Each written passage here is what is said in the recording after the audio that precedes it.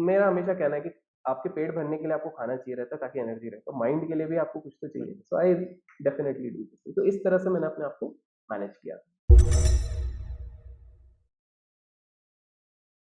जिस तरीके से हम बात कर रहे हैं, ये पहली बार मैं अभिषेक से इस तरीके की बातें सुन रहा हूँ, तो बिल्कुल मैं आज थोड़ा-सा और अंदर जाऊँगा अभिषेक के। हमने बात की लोगों से मिलने के बारे में और आपके सेकंड जी, ब्रेकअप के बारे में। जी, लेकिन जब आप कॉलेज में थे तब आप स्टॉक मार्केट की तरफ चल दिए। जी। अब आप कॉलेज में हैं, आप मस्ती करते हैं, घूम रहे हैं इधर-उधर, यार दोस्त होते हैं और सारी चीज़ें, और जो ट्रेडिंग है, ख़ास करके हुँ, अब हुँ। इतना वक़्त होने के बाद, ये बहुत अलग है। वो सोशल लाइफ़ है, ये आइसोलेशन।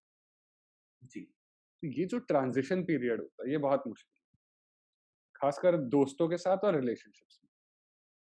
और उस बिल्कुल। वक़्त की बात तो और है, आज तो आप ठीक है ट्रेडर बन गए हो, एस्टेब्लिश हो गए हो। उस वक़्त तो मतलब आज भी अगर आपको जाकर लड़कियों से बात करनी है, ख़ासकर कॉलेज में, हमारी उम्र में, हमेशा यही होता है कि यार ये इंसान का कोई गोल नहीं है, करियर ओरिएंटेड नहीं है, और वहाँ पर आप एक ऐसी चीज़ चूज़ करते हो जिसे सट्टा मानते हैं सीधा-सीधा।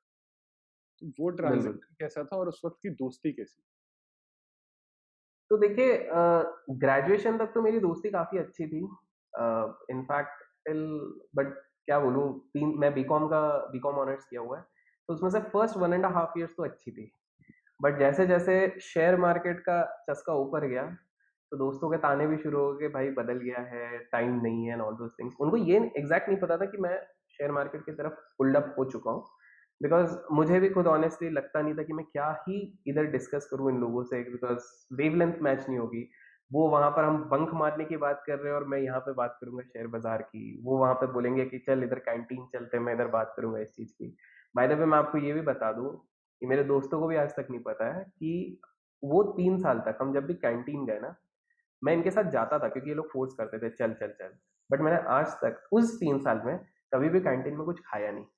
और ये लोग शौक थे, ये मेरे सामने मंचूरियन खा रहे हैं, मेरे सामने नूडल्स खा रहे हैं, और मैं क्यों? अब उसका रीज़न था। मैंने इनको डाउट भी हो गया था कि क्या है? तो मैं इनको बहाना करता था मेरे को हेल्थ इश्यू है और मुझे डॉक्टर ने मना किया है, जबकि मेरे को ऐसा कुछ था नहीं, ठीक है? हुँ, सीन ये था कि मेरे पास जो गिनती के पैसे बचते थे ना, मैं वो भी ट्रेडिंग के लिए बचाना चाहता था। जो मेरा हल्का-हल्का पॉकेट मनी था, वो भी था। एंड दूसरी चीज़ ये मुझे तब समझ में नहीं आई, बट मैंने शायद अपना डिसिप्लिन वहाँ से भी डेवलप किया। आप जस्ट इमेजिन करो, आप उस यंग एज में दोस्तों के साथ बैठे हो, दोस्त सामने पैटीज़ खा रहे हैं, समोसा खा रहे हैं और ये सारी चीज़ें खा रहे हैं, क्योंकि मेरे दिमाग में एक चीज़ थी, यार अभी भी ये पैसा भी घरवालों का ही है, जो मेरे पास पॉकेट मनी है, जो भी है, अभी तक अपना तो कुछ है नहीं। तो एक बार मैं अर्न करने लग जाऊँगा ना, तो मैं बिंदास, और मैंने जब से अर्न करना शुरू किया है, तो उसके चक्कर में मैंने अपना मोटापा भी बढ़ाया, क्योंकि मैंने अपने सारे कसर पूरी करी है, सिंपल सी बात है। आप बिलीव नहीं करोगे, मैंने हर तरीके का, मेरे को जहाँ-जहाँ की जो फ़ेवरेट डिश रहती है, जितना भी कॉस्ट आए, वो अपन खाते हैं। मतलब जो उस टाइम पे मैं सोच नहीं सकता था कि यार स्टारबक्स पे बातें करते-करते हम लोग बस 500-500 रुपए कॉफ़ी का दे देंगे, उस टाइम पे तो मैं सोच भी नहीं सकता था। और इनफैक्ट एक अगर एम्प्लॉयी मेंटालिटी भी होती है, तो हम बहुत बार सोच नहीं पाते हैं वो वाली चीज़ है कि कितना, लेकिन मैंने अपने सारे शौक पूरे किए। मतलब तब मैं नॉन-वेज भी खाता था, अभी लास्ट 1.5 साल से छोड़ दिया है। तो नॉन-वेज में भी मैंने सब सब ट्राई किया हुआ है, हर होटल का। चाहे आप कुछ भी बोलो, ऐसी-ऐसी चीज़ें भी खाई हैं जो अभी बोलने नहीं चाहिए। सो ये उस टाइम पे मैंने ये चीज़ें बचाता था। तो वो ट्रांज़ैक्शन को मैंने मैच कैसे किया था, मैंने तब कहीं पे एक कांसेप्ट पढ़ा था, वही जो मैंने किताबों की बात करी ना, कांसेप्ट ऑफ बैलेंस, कि आप लाइफ में एक बैलेंस बना के चलोगे तो सारी चीज़ें हो जाएँगी। आप कभी भी कोई चीज़ एक्सेस मत करो। यही चीज़ मैं बहुतों को बोलता हूँ। सो फॉर एग्ज़ाम्पल जो मेरा बहुत ही घनिष्ठ मित्र है, तो वो हार्डकोर ड्रिंकर है, ठीक है? बट मैं उसको वही बोलता हूँ कि भाई तू कर, कोई इश्यू नहीं है, ड्रिंक कर, but do it in moderation.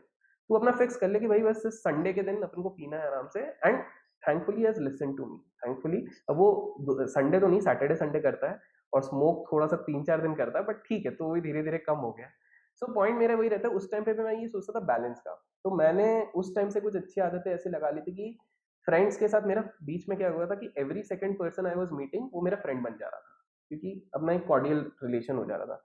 तो पहले मैंने धीरे-धीरे करके प्रायोरिटाइज़ किया कि नहीं यार, अपना सर्कल यही है, इस सर्कल के अंदर रहते हैं, बाकी से हाय हेलो रखेंगे।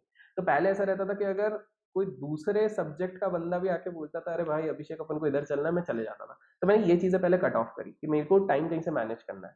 तो मैंने, और ऑनेस्टली ना, मैं कॉलेज में अब इतना ज़्यादा पढ़ाई पे ध्यान नहीं देता था, ठीक है? मतलब हार्डकोर पढ़ाई पे ध्यान नहीं देता था। मेरा ध्यान स्टॉक मार्केट, दोस्ती और इवेंट्स। इस पे ज़्यादा रहता था। इवेंट्स के चक्कर में मेरे स्किल सेट्स अच्छे डेवलप होने लगे थे। अब बिज़नेस क्विज़ है, तो आपको इकोनॉमिक टाइम्स पढ़नी पड़ेगी उस समय पे, और वो इकोनॉमिक टाइम्स मेरे को इनडायरेक्टली हेल्प कर रहा था यहाँ पर ये चीज़ें हुँ, समझने के लिए शेयर बाज़ार की। लाइकवाइज़ आपको ब्रांड्स के बारे में जब पढ़ना है, तो ब्रांड की स्टोरी मैं पढ़ता था।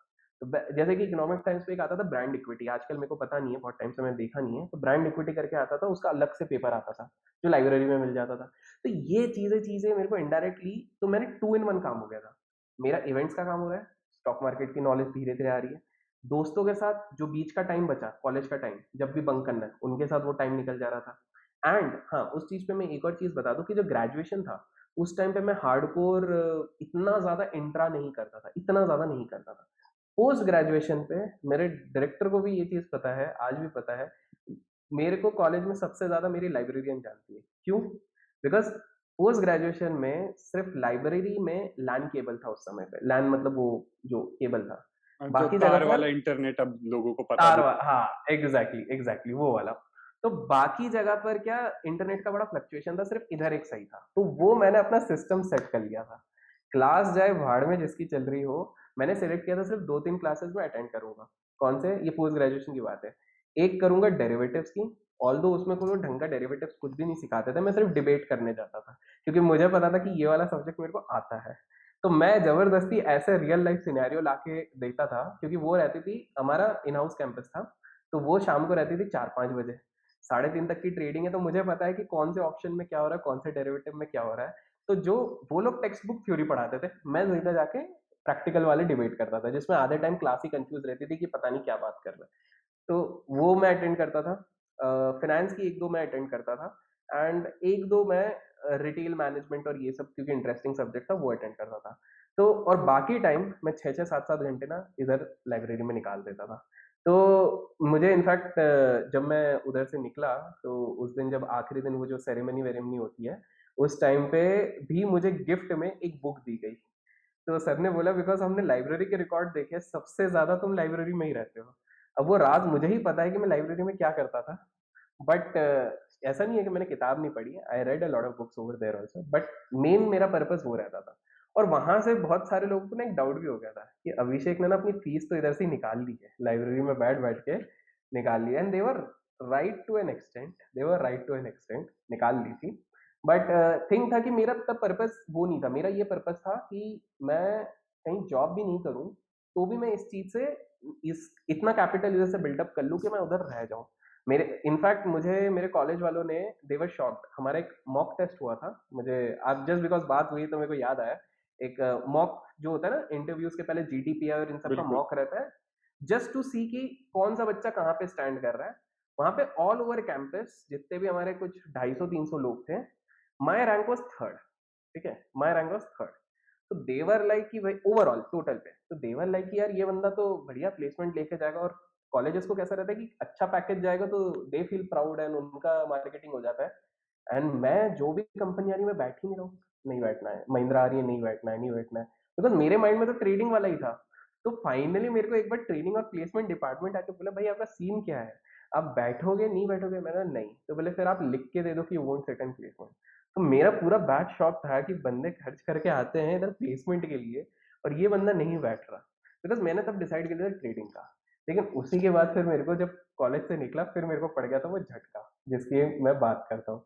तो दुर्भाग्यवश नहीं, वो भी एक्सपीरियंस था।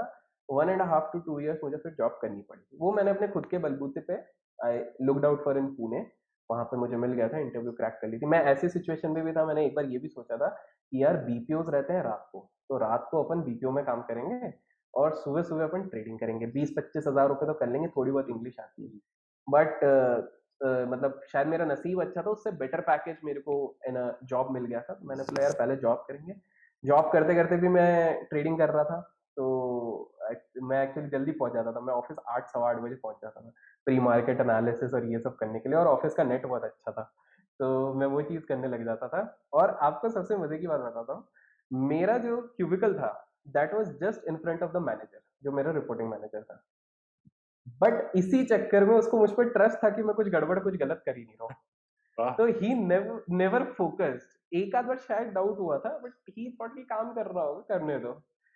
फिर सीन ये सब हो गया था कि जब मैंने ऑफिस छोड़ा, मेरी ट्रेडिंग का करियर चालू हुआ।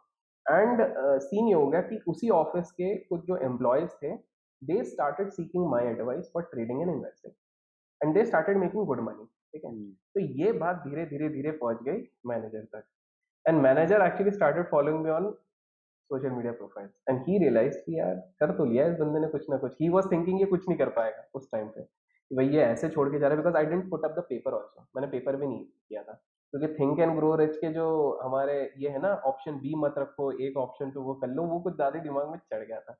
एंड भाई मैं आपको बता दूंगा कि this is proven now, I have done it on my self.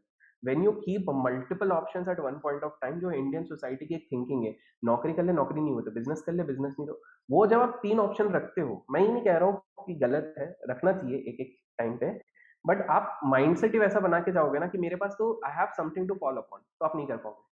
मैंने जब अपना पेपर ही नहीं दिया, बेसिकली मेरा वो डेढ़ 2 साल मतलब वॉइड है, क्योंकि आप अगर कहीं कल को जाके मैं दूसरी कंपनी पे अप्लाई करूँगा, तो हो सकता है मैं कन्विंस कर लूँ, लेकिन सवाल तो यही आएगा ना, आपका पेपर कहाँ है? आपका आपने ये पीरियड सर्व किया कि नहीं किया? जो कि मैंने कुछ किया ही नहीं था, मैं तो निकल गया था आपके direct. Experience letter, relieving letter सब माँगे जाते हैं आपसे। एग्जैक्टली जो मेरे पास मैं कुछ किया ही नहीं था, घर वालों को तो पता ही नहीं है।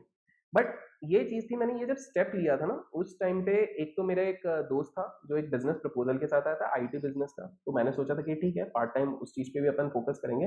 दूसरा मेरे ट्रेडिंग अकाउंट थोड़ा सही होने लग गया था, और द बेस्ट पार्ट इज मैं उस पूरे 1.5 ईयर्स में मैंने अपने पेरेंट्स से मिला नहीं था, मैं अलग रह रहा था। ठीक है, तो अलग in the sense because of job, हमारी लोकेशन अलग थी।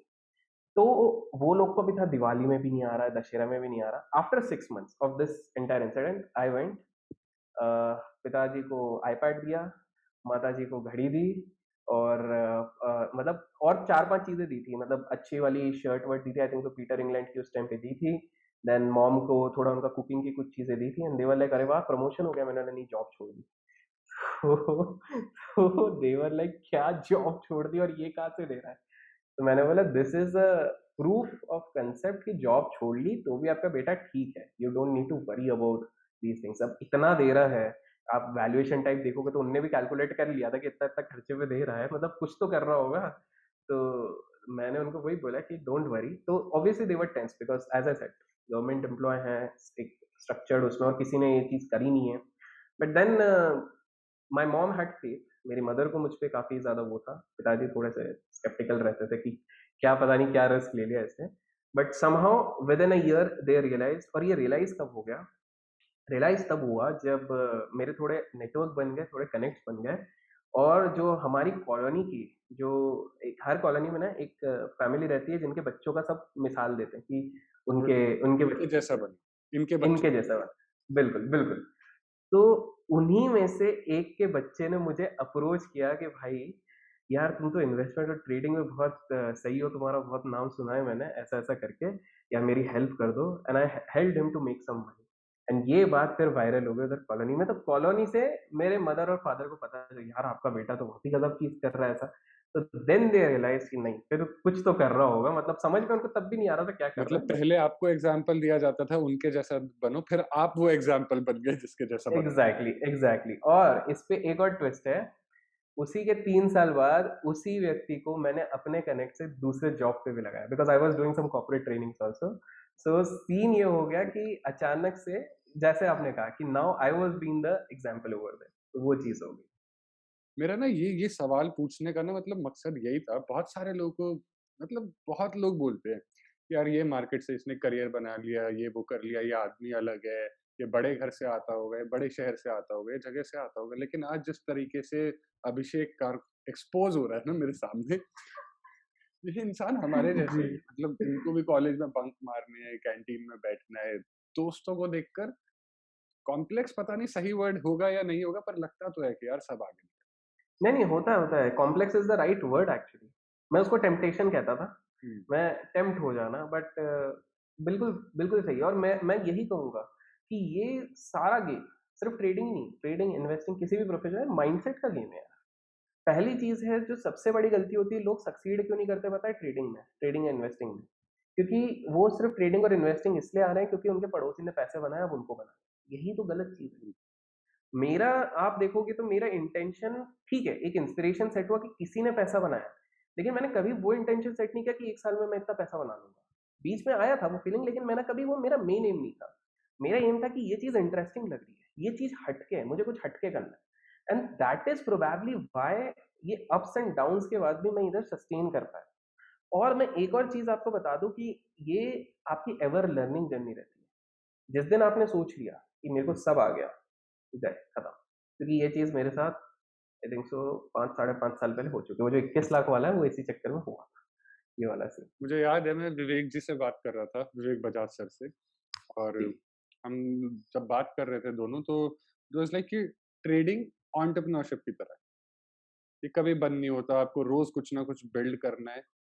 हर दूसरे दिन कुछ ना कुछ गिर जाता है और आपको बिल्ड करना बिल्कुल, है। और उन्होंने साथ में एक चीज़ और कही थी, जब मैंने उनसे पूछा कि इन्वेस्टमेंट और ट्रेडिंग में फ़र्क क्या है? तो उनका कहना था कि ट्रेडिंग से आपका घर चलता है, इन्वेस्टमेंट से आप वेल्थ क्रिएट करते हैं।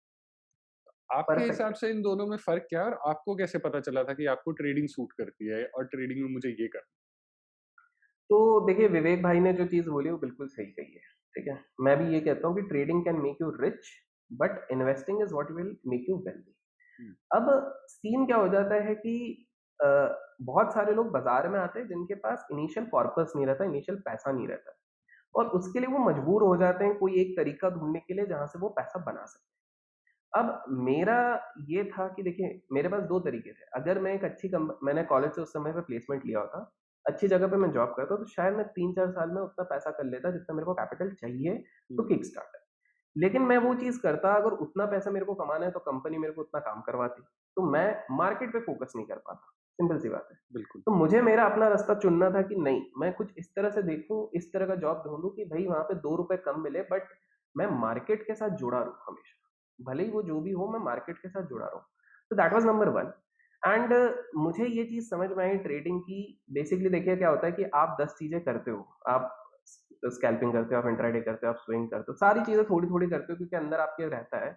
तो कर कर के ही जब आप एक बार रियलाइज़ेशन पॉइंट पे आते हो तब आपको समझ में आता है कि ये वाली चीज़ मेरे साथ काम कर रही है। मेरे को ये चीज़ तब समझ में आई थी जब मैंने अपने ऑप्शन के बेट्स लिए थे, और ऑप्शन वाले से मैंने अपना कैपिटल करीब 4 एंड हाफ टाइम्स कर लिया था। साढ़े 4 गुना मैंने कैपिटल कर लिया था अपना। और उसी के बाद टीसीएस का एक रिज़ल्ट आया था जिसपे कि वो मेरा आधा भी हो गया था, ठीक है? ये भी मैं बताता हूँ। लेकिन एट लीस्ट वो आधे आने के बाद शॉक तो लगा, लेकिन मेरे को एक चीज़ समझ में आ गई कि कोई कुछ तो है, अगर मैंने सिस्टमैटिकली करा तो हो सकता है ये लक था 4.5 हुँ, हुँ, गुना, बट मैं थोड़ा-थोड़ा करके तो मैं ये चीज़ कर सकता हूँ। अगर मैं 4.5 गुना भी नहीं, ईयर ऑन ईयर मैंने तब से, हाँ, मैं आपको ये बता दूँ, ये 6 साढ़े 6 साल पहले से मैंने अपने 7 साल पहले से मैंने टारगेट सेट किया था कि अभिषेक 50% पर ईयर। आई नो काफ़ी सारे लोग इसको अनरियलिस्टिक समझेंगे, लेकिन आपको ये समझना है उस समय मेरा जो कैपिटल था उसके हिसाब से ये चीज़ रियलिस्टिक थी। मैं ये नहीं कह रहा हूँ कि आप 100 करोड़ को हर साल 50% करोगे, नहीं। आपका कैपिटल जितना बढ़ेगा आपका एनुअलाइज़ सीएजीआर कम होता जाएगा। बट विद गॉड्स ग्रेस मैं अभी तक अपना सीएजीआर 55 पे मेंटेन करके चल रहा हूँ। लास्ट ईयर को मैं काउंट नहीं कर रहा हूँ, एक्सेप्शनल था। लास्ट ईयर को ऐड करूँगा तो मेरा सीएजीआर कहीं और पहुँच जाएगा। I just want to stay grounded, तो मैं उस चीज़ को ऐड ही नहीं कर रहा हूँ। क्योंकि बहुत ही प्यारा, और वो ऑलमोस्ट जो भी ट्रेडर बाज़ार में ना लास्ट एटलीस्ट 4 साल से है, उसके लिए वो लास्ट ईयर किसी न किसी तरह से अच्छा है। या तो वो लॉन्ग पे भी पैसा बनाए या तो वो फेब-मार्च की गिरावट पे भी उसने पैसा बनाया। ये चीज़ तो है, अगर एक्सपीरियंस है उसके पास। तो मुझे एक तो प्रैक्टिस कर कर के ये चीज़ समझ में आई, दूसरा जब मेरा अकाउंट जिस तरह का था तो मैं अपना ट्रेड लॉग देखता था तो एक आपको हिंट मिलती है कि वो था। और एक चीज़ मेरे को समझ में आई कि मेरे अंदर जो रियल पेशेंस था, जो real patience which is required for investing, वो 2014 के बाद से बिल्ड होना शुरू हुई, 2014 से टू बी प्रिसाइज़। हुँ, उसके पहले मेरे अंदर उतना पेशेंस नहीं था। उतना पेशेंस इन द सेंस आज लिया, अगर 4-5 दिन बाद वो 10% बढ़ गया बस मैं उधर निकल जाऊँगा। भले ही मैं देख रहा हूँ कि वो 6 महीने बाद ना वो 100% हो गया। तो ये था। बट मेरे पास कुछ रिग्रेट्स भी हैं इस चीज़ में, मैं आपको बता दूँ, जो विवेक भाई के साथ ये चीज़ मैच करेगी। एक कंपनी थी, मैं नाम ले लेता हूँ इधर, कोई इसमें वो नहीं है, अवंती फीड्स करके, ठीक है? वो मैंने जब शेयर लिया था और मैंने जितना पैसा लगाया था, ठीक है, उस चीज़ पे, क्योंकि ट्रेडिंग से मैंने तब पैसा कमाना शुरू कर दिया था, तो जितना पैसा लगाया था, वो जब 3 गुना हुआ मैं निकल गया, और वो आई think so within a few months हो गया था, व्हिच इज़ नॉट बैड। आपके अगर 6-7 महीने में, 8-9 महीने में 3 टाइम्स मिलता है, तो इट्स नॉट बैड। बट अगर मैंने सिर्फ उसको 2 साल पकड़े होता ना, तो मुझे 4 साल ट्रेडिंग करने की ज़रूरत नहीं पड़ती, 4-5 साल। इतना पैसा उसी से बन जाता। आई थिंक सो 9 डिजिट्स बनते हैं, इस तरह के। क्योंकि वो वहाँ से 30-40 टाइम्स वहाँ से और हो गया था। 40-50 टाइम्स आई गेस। तो पॉइंट यही है मेरा कि वहां से मैंने एक जो चैप्टर लिया, वही चीज मैंने पैरेलली एग्जीक्यूट करी थी अशोक लेलैंड पे। अशोक लेलैंड मैंने 24 पे लिया था, 150 पे बुक किया था। मैंने रेन इंडस्ट्री लिया था, 33 34 का एवरेज था, 330 पे मैंने बुक किया था 10 टाइम्स। ये मेरे दो अच्छे थे। मैंने सुजलॉन तब लिया था, जो मैंने 2-3 साल रखा, और उसके बाद भी मैंने आई थिंक सो 30 या 40 पैसे में लॉस किया, वो बुक किया पर शेयर। तो ऑल्दो वो लॉस इतना बड़ा नहीं दिख रहा, लेकिन मैंने टाइम, मेरा बुक ब्लॉक रह गया ना अमाउंट, तो वो मैं उसको अपना एक बड़ा लॉस, क्योंकि वही पैसा अगर मैं HDFC बैंक या कहीं और लगाता तो मैं पैसा कमा लेता, तो वो किया। तो मुझे एक चीज तो क्लियर है, और 2018 में मैं आपको बताता हूँ, ये मैं ट्विटर और ये यूट्यूब देखा है तो मेरे को पता है, 2018 मिड के बाद ना लोगों का इन्वेस्टिंग से विश्वास उठ गया था। ये रियलिटी है। 2018 के बाद, बिकॉज क्या हो गया था, 2018 फरवरी के बाद mid cap and small cap में बहुत भारी सेलिंग हुई। सो सीन ये हो गया था कि mid cap and small cap जितने चल गए थे, there were mid cap and small cap जिसने 8x 10x 15x 20x return दिए थे लास्ट 2-4 साल में, वो विद इन अ मंथ अपना पूरा गेम्स गवा चुके थे। मतलब 15x वाला पूरा मंथ में उधर आ गया, और उसके बाद भी नीचे गए। I think there was bloodshed till September या अक्टूबर। तो by October people were like, क्योंकि सबके अकाउंट में स्मॉल कैप और मिड कैप ही थे, hardly anyone, because blue chip ने उस टाइम पे ज्यादा रिटर्न ही नहीं दिया था ना। रिलायंस इतना ज्यादा नहीं चला था, HDFC बैंक ठीक ठाक चल गया था, बाकी किसी ने इतना ज्यादा रिटर्न ही नहीं दिया था। सब स्मॉल कैप मिड कैप में थे, तो सबका विश्वास उठ गया था। एंड आई वाज लाइक कि भाई, जब सबका विश्वास उठने लग जाए ना, that is a good time. And अब देखिए, मार्केट जब ऊपर गया मार्च 2020 से, अचानक से everyone has become an investor कि नहीं, इन्वेस्टिंग से पैसा है। ये वो स्कैम 1992 में एक डायलॉग था, मनु भाटिया का, मनु भाटिया नहीं, सॉरी, मनु मुंद्रा। मैं वही सोच रहा हूँ, मनु भाई। Manu Manik, sorry. So anyways, Manu Bhatia is a good trader, that's why नाम इधर आ गया।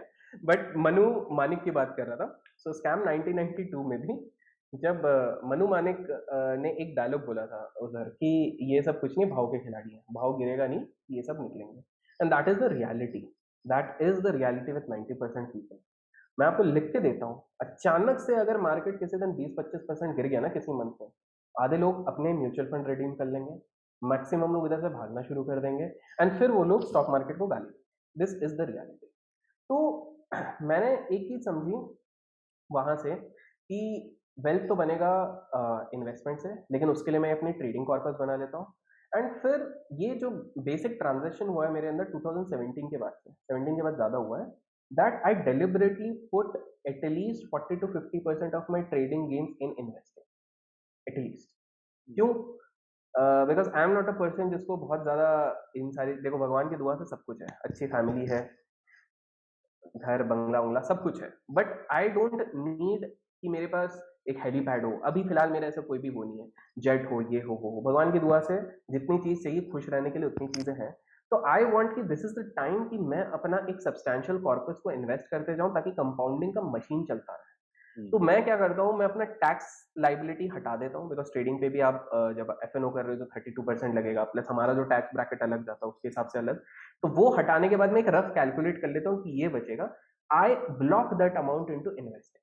इस पे एक चीज बता दूं कि मैं ये इन्वेस्टिंग सेम अकाउंट में नहीं करता, मैं एक अलग अकाउंट में करता हूँ।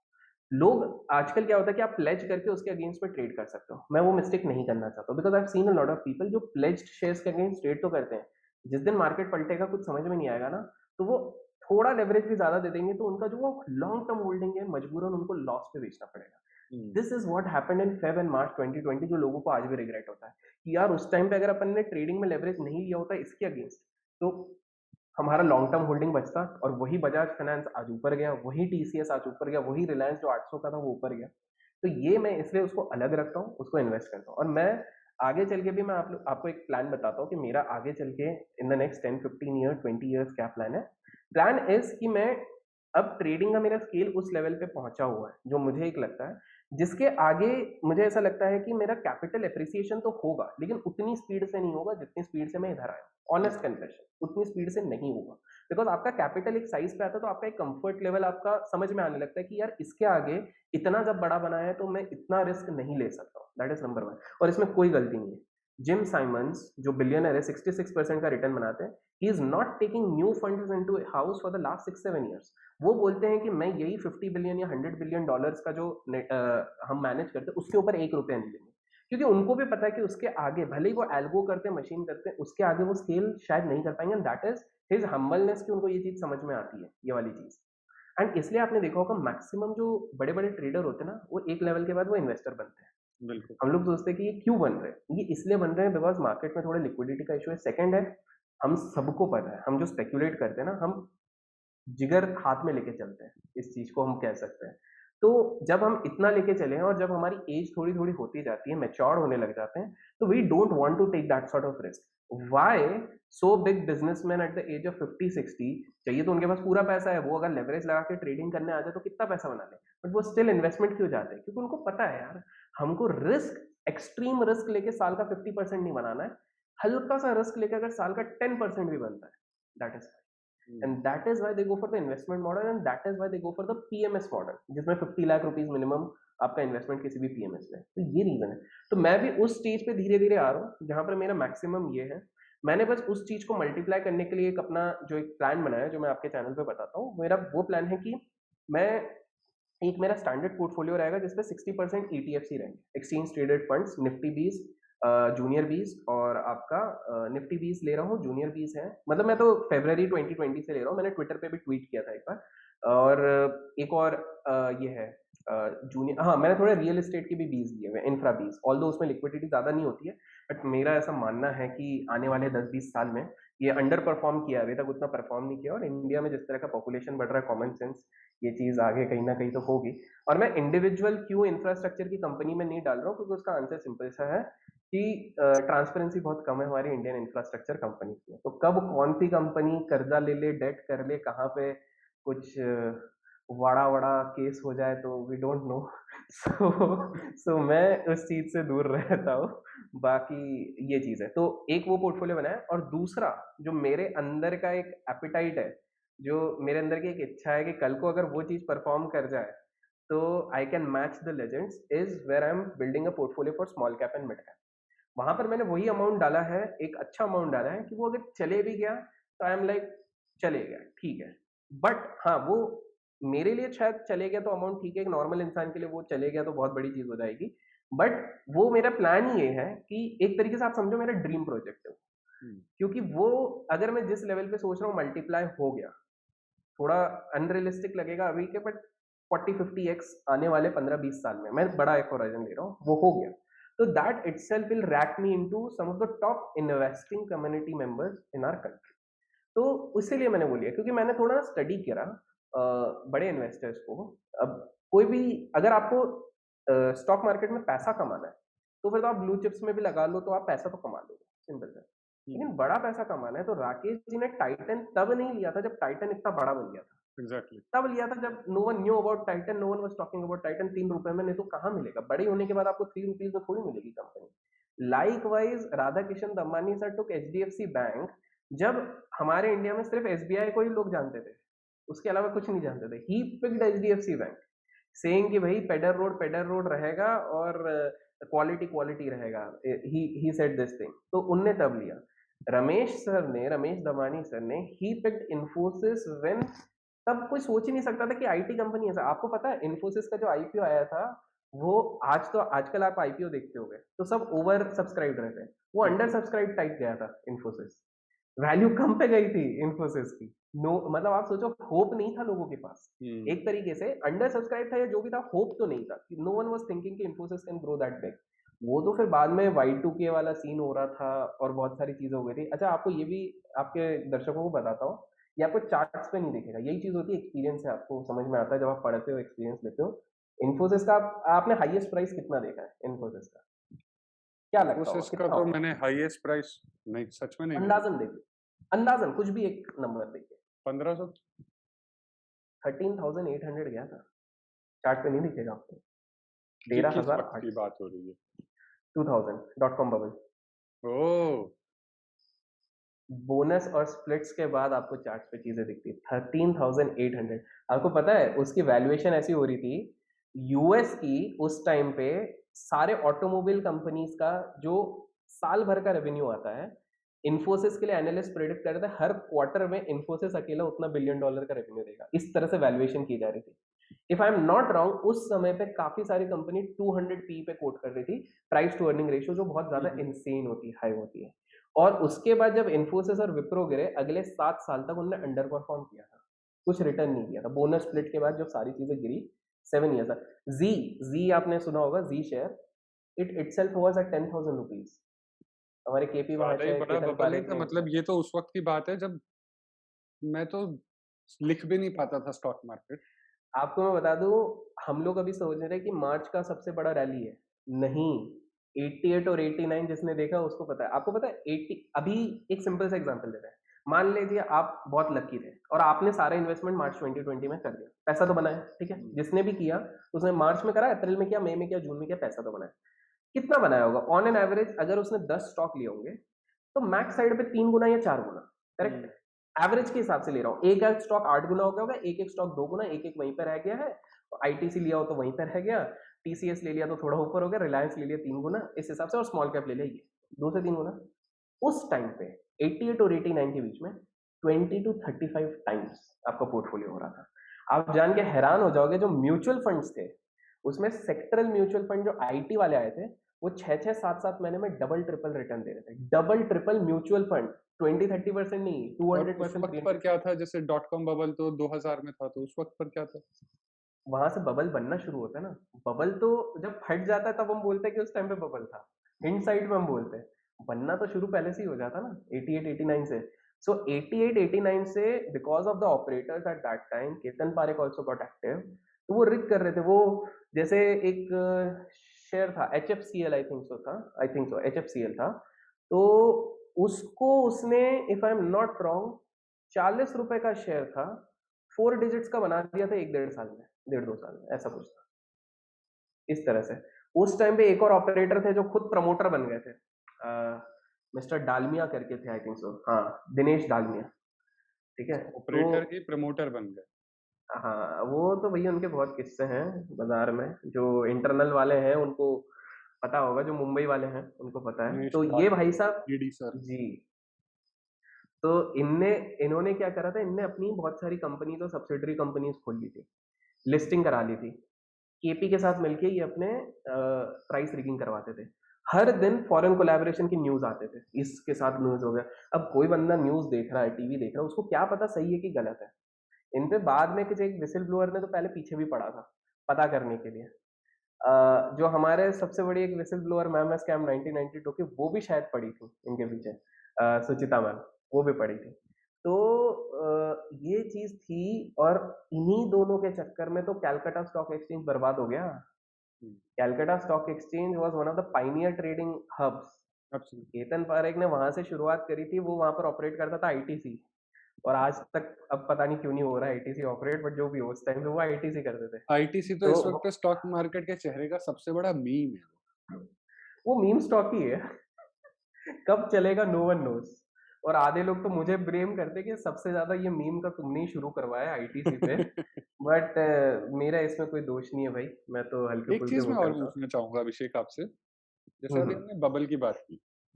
जी, ये बबल शुरू बहुत पहले होता है, फटता है जब जाके तब लोग बोलते हैं कि बबल है, जैसा आपने बिल्कुल। बोला। अभी बहुत सारे लोग नेशनली, हम्म, इंटरनेशनली, हम्म, बड़े से बड़े लोग भी और छोटे से छोटे लोग भी, उन्होंने अब वाले मार्केट को बबल बोलना शुरू कर दिया है।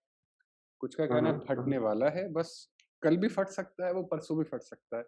लेकिन हम देखते हम्म। हैं तो ठीक है, निफ्टी, सेंसेक्स रोज़ अपने रिकॉर्ड तोड़ रहा है।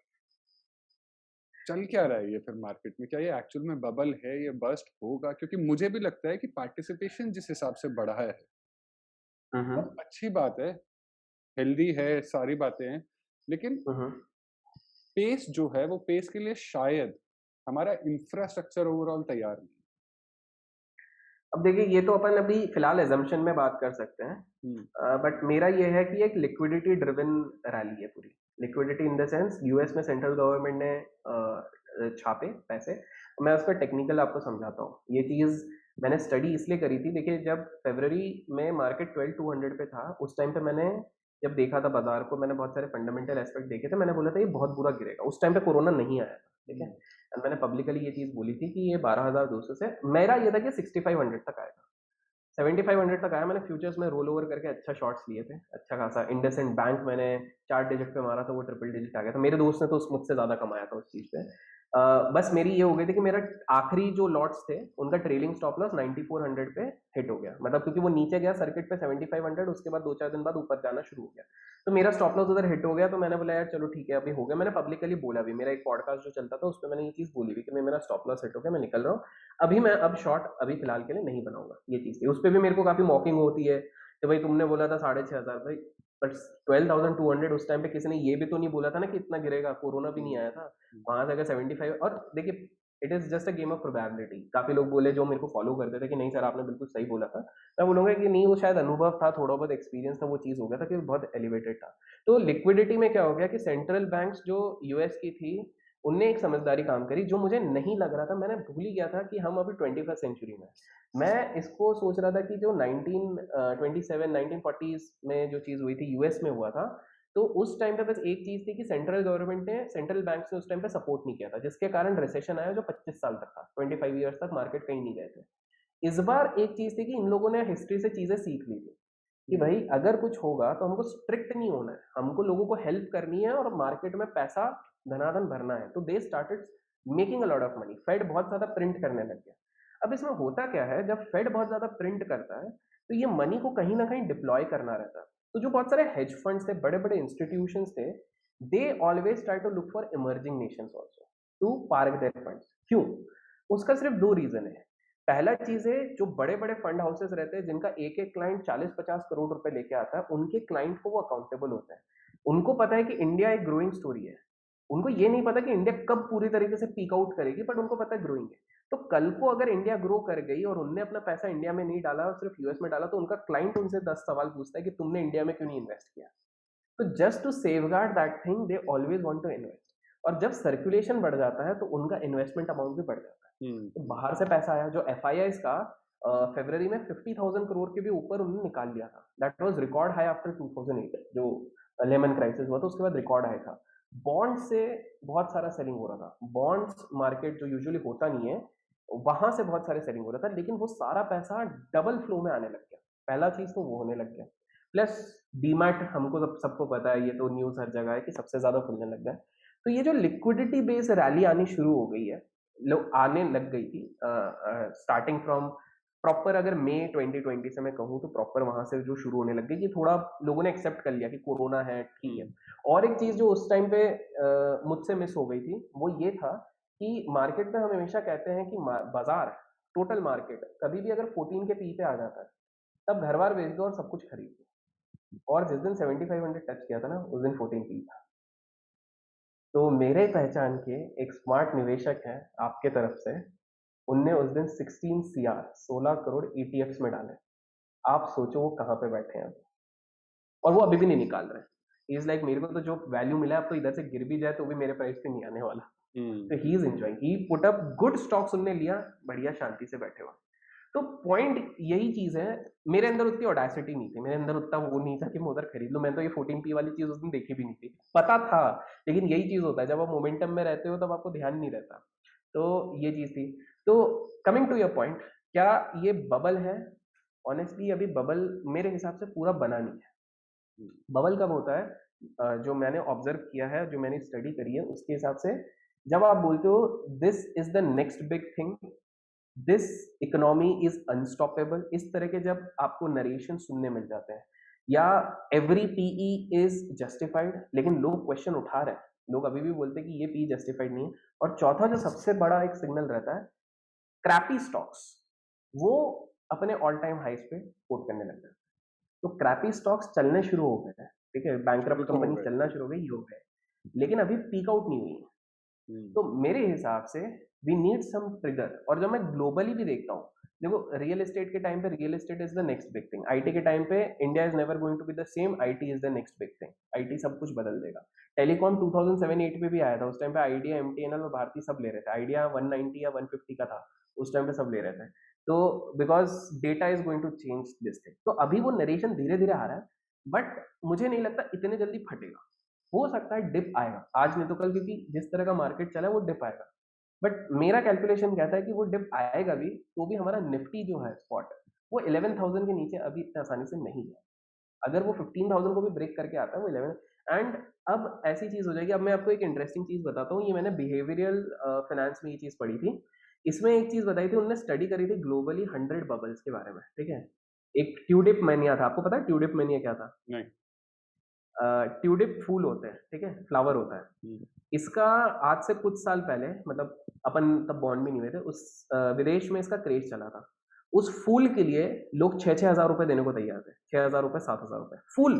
एक जो नॉर्मल फूल होता है, नेचुरल फूल, वो हमको पता है वो सड़ने वाला है, बट बिकॉज वो एक क्रेज चढ़ गया था तो हर कोई वही खरीदना चाहता था, एक दूसरे से खरीदे, एक दूसरे से खरीद रहे। तो इसमें वही बोलते हैं, मंकी प्ले बोलते हैं, जिसका लास्ट में हाथ में आ गया वो पिलो, वो फंसता है। जब आखिरी में, जब मार्केट, मतलब वहां का मार्केट, मतलब स्टॉक मार्केट नहीं, ओवरऑल मार्केट में थोड़ा रिसेशन आने लग गया, तब धीरे धीरे करके लोग वो बेचने लग गए, वैल्यू कमाने लग गए, और कुछ लोगों को रियलाइज हुआ कि यार ये तो ट्यूलिप तो है, हम इसको कितना वैल्यू दे रहे हैं। उस टाइम पे समझ में नहीं आ रहा था, उस टाइम पे था कि यार ब्यूटीफुल, घर को सजाओ, ये करो। जब वो फटा तो लास्ट मैन जो स्टैंडिंग थे, जिनके पास सारे ट्यूलिप रह गए, वो हो गए। तो उस टाइम पे अगर हम रहते तो हमको भी शायद वो चीज समझ में नहीं आती कि हो क्या रहा है, हो क्या रहा है, राइट। ये एक चीज हो गई। दूसरी चीज, तो उसमें एक चीज थी कि इंटरेस्टिंग चीज बताई, मैं भी थोड़ा हैरान था कि जो बबल्स बनते हैं ना, उसके उन्होंने 2 3 वेरिएशन बताया, तो ये आपके व्यूअर्स के लिए भी हेल्प होगा। उनमें एक चीज बताई कि अगर मार्केट अपने ओरिजिनल साइज से, मतलब क्रैश के पहले का, तो क्रैश के पहले था 12,000, ठीक है, अगर वहां से वो 100% ऊपर चले गया, मतलब 12 का 24,000 हो गया, सो देर इज अ प्रोबेबिलिटी कि करेक्शन होगा वहां पे 60%। अगर वहां से 150% चले गया, तो प्रोबेबिलिटी है कि 80% करेक्शन होगा। And as of now we don't see this thing. क्यों? क्योंकि लास्ट 7 8 साल में एक्चुअल में जब हम 12,000 पे थे ना, Indian economy in terms of return from stock market under perform करी है। ग्लोबल पीएस के साथ आप जब कंपेयर करोगे, हमने उतना अच्छा परफॉर्म नहीं किया था। तो सीन क्या हो गया, अंडर परफॉर्मेंस, उसके बाद बहुत ही ज्यादा मार्केट का अंडर परफॉर्मेंस, बाउंस बैक, तो हम वापस उस परफॉर्मेंस बेंचमार्क में पड़े, बट अब उसके ऊपर हमने परफॉर्मेंस करना चालू किया। तो तो ये चीज है, मैक्सिमम तो हमें मुझे, छोटा करेक्शन देखने को मिल सकता है फिलहाल। हाँ, करेक्शन मिल सकता है, बट मेरे हिसाब say that is by an opportunity. और मेरा पर्सनल फीलिंग है that India in the next 10 15 years, ये मैंने इंटरव्यूज में पहले बोला, एक बार बहुतों से बात हुई मेरी, मोहित से बात हुई, काफी लोगों से बात हुई, मैं हमेशा ये चीज कहता हूँ, India in the next 10 15 years is going to be a rising story, जो लोग सोच भी नहीं सकते। तो आपको जब भी डिप के मौके मिल रहे, किसी को भी, अगर आपको ट्रेडिंग नहीं आती है, ठीक है, इन्वेस्ट करो, इन्वेस्टेड रहो वहां पे, थोड़ा ही अमाउंट है, बट आप इन्वेस्ट करो। बिकॉज 2 3 फैक्टर है, मुझे इस पे काफी लोग डिबेट भी कर सकते हैं, बट पॉइंट है, मुझे लगता है we are going to surpass China in the next decade in terms of a lot of things. उसमें थोड़ा एनालिसिस है, अभी मैं बताऊंगा, थोड़े लोग कंफ्यूज हो जाएंगे, बट वो करी हुई है। तो चाइना को हम सरपास जरूर करेंगे, ये मेरा कॉन्फिडेंस है, ठीक है। क्योंकि चाइना के पास ना एक पावर अब थोड़ी कम होती जा रही है, जब से उनने ना वो बर्थ वाला हॉल्ट करवा दिया ना, तो इंडिया में तो वो चीज हो नहीं सकती है। तो वो हमारे लिए भले ही श्राप है, बट वो हमारे लिए एक फायदा भी है, एक चीज, एक तरीके से। दूसरी चीज है, the way I am looking at the government policy, मेरे को लग रहा है धीरे धीरे करके ये लोग प्राइवेटाइजेशन की तरफ बढ़ रहे हैं। जिस तरह जब हम ऑलमोस्ट बढ़ चुके हैं, शुरू हो ही बढ़ चुके हैं, बढ़ चुके हैं। अब आप देखो, LIC किसी ने सोचा नहीं था 8% का उसका स्टेक बेच के IPO गए। आने वाला है। HPCL BPCL का कुछ ना कुछ चल रहा है, IOC का कुछ ना रेलवेज कुछ चल रहा है। रेलवेज ही चला गया, तो उसी वजह से शायद मेरे ख्याल से IRCTC में जो हमने इतना देखा है, कहीं ना कहीं हाँ, प्राइवेटाइजेशन सबसे बड़ा तो रीजन। वो हिट पड़ेगा। तो वो, अगर कोई निवेशक उधर इन्वेस्टेड है तो उसको संभल के रहना चाहिए कि भाई, अभी तक IRCTC का पास मोनोपोली थी कि द ओनली टिकटिंग वो, बट ये चीज अब गवर्नमेंट अक्सर, बिकॉज सीन क्या हो गया कोरोना के बाद ना, गवर्नमेंट के भी एक्सपेंसेस का थोड़ा सा ऊपर नीचे हो गया। तो they want to cover this thing at the end. देखिए 3 साल बाद जो भी माहौल है, उसके पहले सारा चीज कवर अप करना पड़ता है, जो भी है, ये सबको पता है, नॉट दिस थिंग। तो उसके लिए कुछ ना कुछ तरीके दिखाए जाएंगे, plus it's good for the economy also. क्योंकि हमने देखा हुआ कि हमारे इधर बोलना नहीं चाहिए, but private sector still works better in contrast to the PSUs।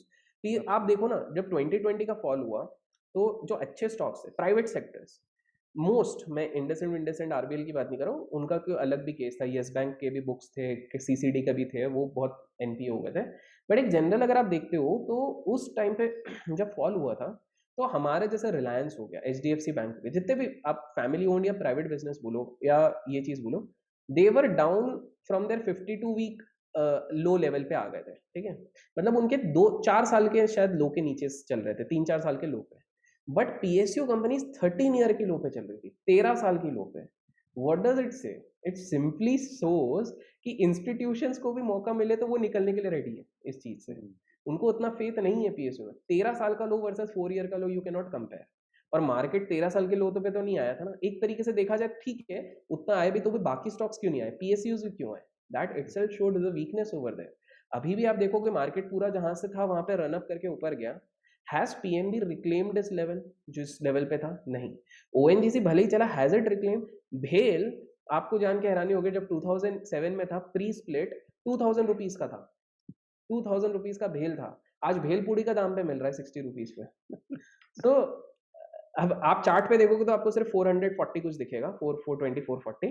But वो स्प्लिट और ये वाली अरे भेल को it was considered as one of the best stock. क्यों होता था? क्योंकि हर कोई चाहता था मेरा बेटा भेल में काम करे, मतलब जो भी मैकेनिकल और ये थे इलेक्ट्रिकल वाले वो सब उधर ही काम करना चाहते थे।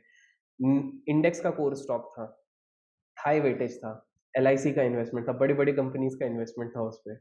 तो सबको लग रहा था कि यहाँ से तो चलेगा चलेगा एक चलेगा। वक्त पर तो भेल और ओएनजीसी दोनों ही ऐसे थे कि सबको उधर ही नौकरी एब्सोल्युटली। मिली, और सबको आज उधर। आप देखो पूरा मार्केट जिस तरह से कवर हुआ है, have the PSUs reach that level? नहीं, ठीक है बाउंस बैक किए हैं बट उतना कहाँ किए हैं यार, आप कंपेयर मतलब मेरे करोगे को भी तो। धुंधला याद आता है कि मेरे मेरे पापा इंडियन ऑयल से रिटायर्ड। अच्छा, ओके तो ओके। उस वक्त मेरे को भी धुंधला याद आता है, हम छोटे छोटे होते थे और तब यही होता था कि नहीं ये पढ़ाई करना, ये करना, ओएनजीसी भेल ऐसी जगहों पर तो जॉब एग्जैक्टली करनी है आगे उनका जाके। कुछ एक पेपर भी होता था, गेट बोलते थे क्या हाँ उसको हाँ कुछ? हाँ। हाँ, तो ये सारे पेपर क्योंकि मेरे गेट फ्रेंड्स का भी वही एग्जाम देते थे। आपको देना होता था और वो जी होता था। जी जी लेकिन जी अब तो जी। यहाँ भी आईआईटीएंस आना शुरू हो गए हैं। बहुत सही है अभिषेक, बहुत सारी बातें की आज हमने आपसे, और बहुत कुछ सच में, वही मैंने कहा था ना कि बहुत कुछ सीखने को मिलने वाला है। खासकर एक तो मेरे भाई को थोड़ी अकल आ जाएगी, और दूसरा मुझे बहुत सारे बीज मिल गए हैं इन्वेस्टमेंट में उड़ाने के लिए, क्या बात है। तो आई एम वो मैं ग्लैड ज़रूर कि करने वाला हूँ। आपको। बिल्कुल बिल्कुल बिल्कुल। वो मैं ज़रूर करने वाला हूँ, और आगे भी कोशिश रहेगी, उम्मीद रहेगी, उम्मीद है मेरे को बहुत लोगों ने कुछ ना कुछ सीखा होगा इससे, और इतनी लंबी बातचीत में आगे भी कोशिश रहेगी आपसे बात करते रहें। आज आपके वक़्त के बिल्कुल। लिए बहुत-बहुत शुक्रिया।